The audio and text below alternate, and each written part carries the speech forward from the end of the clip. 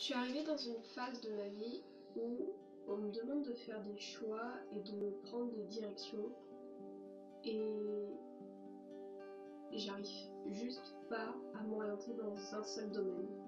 Bonjour, bonsoir, qu'importe, bienvenue dans cette nouvelle vidéo. Il n'y aura pas de contenu visuel face cam car c'est une vidéo que je veux sortir mais que je n'arrive pas à tourner, donc je prends le problème sous une autre forme, j'enregistre ma voix et je verrai comment j'illustrerai.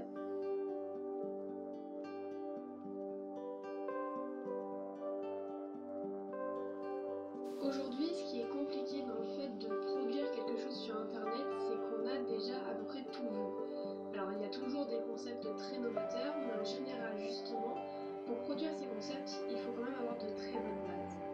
En admettant que je ne les ai pas. J'ai envie de faire des concepts et j'ai des idées de concepts.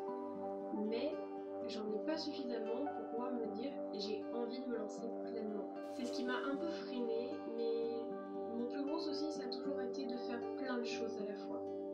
Je dessine, comme je peins, comme je fais de la musique, comme j'écris des textes, comme j'écris des romans, comme je stream, comme je joue aux jeux vidéo. Je fais de tout. Et en fait, à faire de tout, ça me permet de toujours être distraite et occupée par quelque chose pour éviter de me renfermer sur mon anxiété. Mais à toujours être dans ce tout et cet univers qui est très bordélique, eh bien je me retrouve à juste m'y perdre et à ne plus savoir comment je dois faire pour tout organiser. Ces dernières années, j'ai eu plusieurs chaînes YouTube et j'ai eu plusieurs types de contenus, allant de la vidéo gaming avec des amis, à des podcasts totalement nuls, à des musiques que j'ai retirées tout de suite après parce que je ne supportais pas de m'entendre chanter. Et en fait tout ça, c'est pas que ça m'a servi à rien, c'est juste qu'aujourd'hui je ne trouve plus l'intérêt à le produire. Tout simplement parce que lorsque je produis un contenu, il faut que ce soit un contenu que j'ai envie de regarder personnellement. C'est-à-dire que je ne vais pas produire quelque chose dans lequel je ne suis pas investie.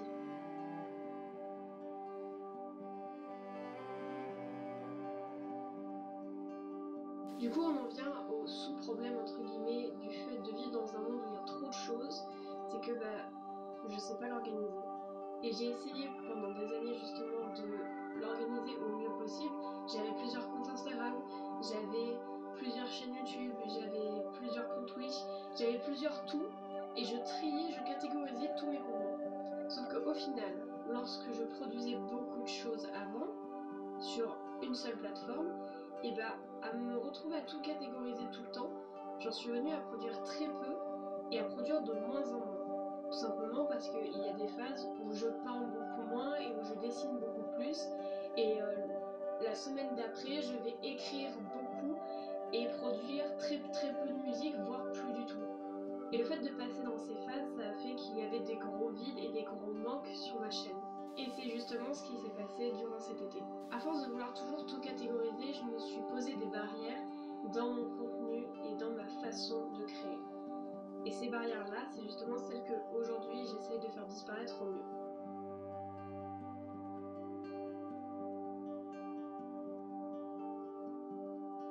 Mais du coup, aujourd'hui, ce qui me reste, c'est juste des petits morceaux d'un peu de tout que j'arrive pas à assembler ensemble parce que ça ne va pas ensemble. Et j'arrive pas à uniformiser le tout. Du coup, j'en viens à essayer de choisir quelle direction je veux prendre. Est-ce que je veux plus faire du Twitch? Est-ce que je veux plus être sur YouTube? Est-ce que je veux plus être sur Instagram?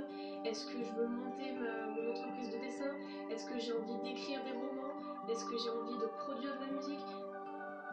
Et au final, j'aime toutes ces choses et je ne peux pas me décider, je ne peux pas en supprimer, tout simplement parce que lorsque je décide d'en supprimer, j'ai une envie inconditionnelle d'en refaire. Ça vient aussi un peu de mon esprit de contradiction qui me dit que j'ai pas le droit de faire ça, donc je vais aller le faire. Et au final, lorsque j'essaye de supprimer des choses, je me pose quand même la question de pourquoi est-ce que je fais ça. Et en posant cette question, j'en suis venue à me demander pourquoi est-ce que je fais des vidéos sur YouTube. Comment ça a démarré?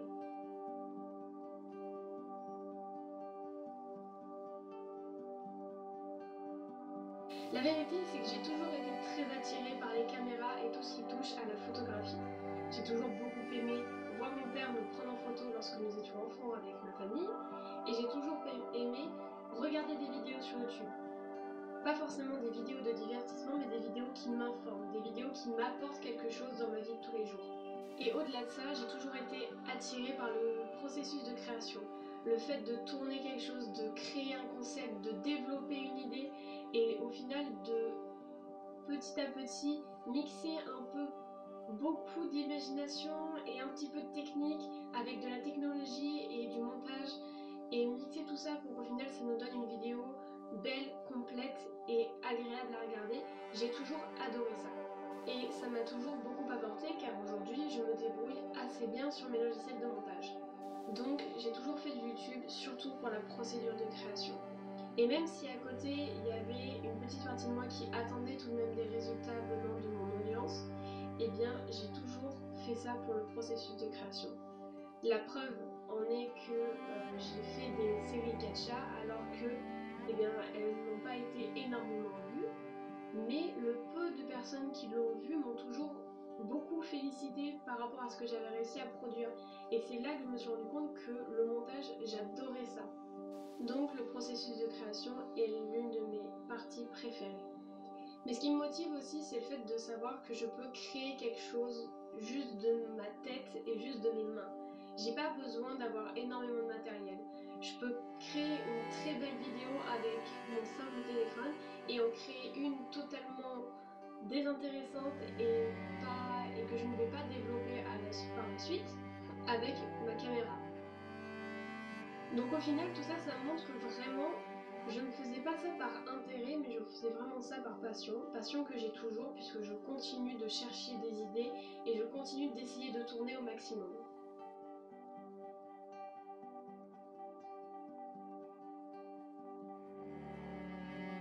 Mais malgré le fait que le processus de création m'ait toujours plu, et j'ai toujours été une personne très perfectionniste et qui n'aime pas les choses qui ne sont pas extrêmement satisfaisantes. Je pourrais faire une bonne vidéo, mais ce ne sera jamais assez bien pour que je le publie sur ma chaîne. Et même si aujourd'hui je fais une bonne vidéo, et bien dans 2 mois elle ne sera plus assez bonne pour que je la garde sur ma chaîne et du coup elle va passer en non répertorié là où personne d'autre que moi ne pourra la voir. Et ce qui est débile avec ça, c'est que au final je ne vois pas ma progression, je ne vois pas d'évolution. Alors il faut que j'aille dans mes vidéos non répertoriées pour voir mon évolution et au final il n'y a que moi qui regarde si j'ai évolué ou pas et j'ai pas l'avis des personnes extérieures là-dessus.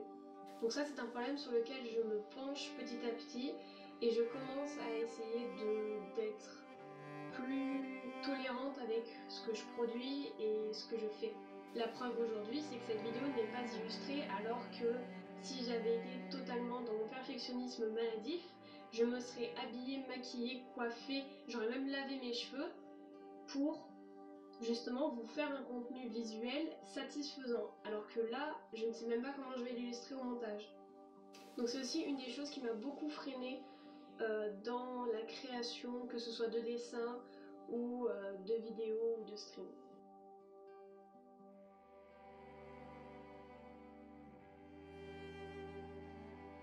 Aujourd'hui, ce qui se passe, c'est que dans ma vie personnelle, c'est tout autant le bordel que dans ma vie professionnelle, c'est-à-dire que je ne sais pas où je vais aller, je ne sais pas ce que je vais faire.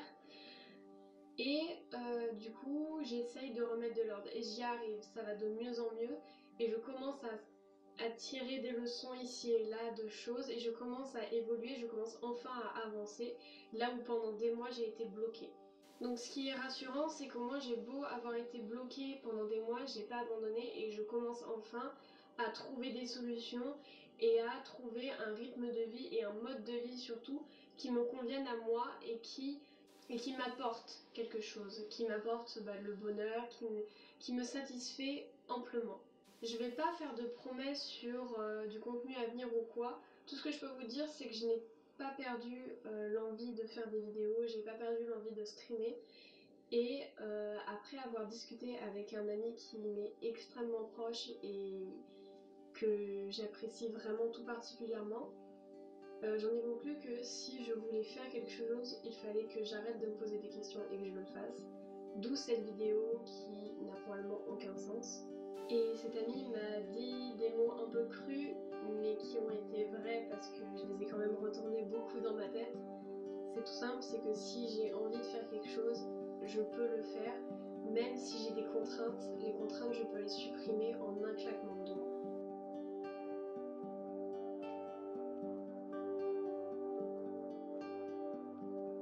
Donc pour conclure cette vidéo, appelez ça comme vous voulez, j'ai pas grand chose à dire autre que j'ai envie de repartir sur de bonnes bases et de reprendre petit à petit un rythme de production, et je dis bien petit à petit. Ça va commencer par Instagram et ça va commencer par exemple par la bannière de ma chaîne que j'ai envie de changer, par ma photo de profil, par ce genre de petites choses, et par également la création d'un compte purement, d'un compte Instagram qui sera totalement à moi, où je n'aurai pas de barrière de post. Je vais trouver des solutions pour pouvoir vous proposer un petit peu de tout ce que je fais tout le temps en petite dose sur mon Instagram. Comme ça, même ceux qui ne sont pas forcément intéressés par mes dessins mais plus par mon écriture pourront venir. Ceux qui sont plus intéressés par ma musique pourront venir aussi. Il n'y aura plus de cloison, il n'y aura plus de catégories. Ce sera juste un Instagram qui sera à moi et à moi seule, et qui regroupera tout ce que j'aime faire et tous les domaines dans lesquels je progresse et j'évolue au fil du temps. Donc pour arriver à ça, eh bien, je vais tout simplement réfléchir, me poser les bonnes questions, j'espère, demander à des personnes externes de m'aider, et j'espère revenir avec moi et tous les petits domaines qui font de moi ce que je suis. J'espère que ça vous plaira et que j'arriverai à produire de nouveau comme je le faisais avant, tout simplement parce que j'aime ça et j'aime pouvoir encore une fois créer des choses. Voilà, j'espère que vous m'aurez écouté jusque là. Si c'est le cas, merci beaucoup. On se retrouve bientôt et j'espère que